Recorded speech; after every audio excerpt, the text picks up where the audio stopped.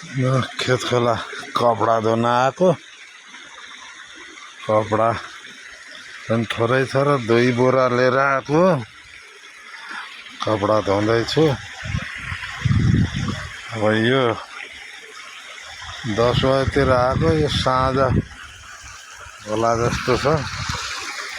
साँझ यता उम्केला जस्तो छैन। कपडाले त छोप्ला चाहिँ गर्छ, नछोड नछोड भन्छ।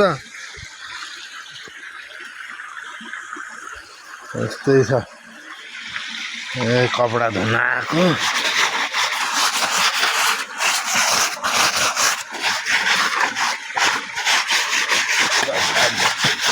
कपडा धुने मान्छे पनि यही हो। यो नुवाकोटको विष्णु रेस्टुरेन्टको मान्छे हो। साहु पनि यही हो। यो नोकर पनि हो। यस्तै छ जिन्दगी। खुसी हुन सिक्न पर्दो रहेछ। खेत खोला तल घर कपडा धुन आएको। अब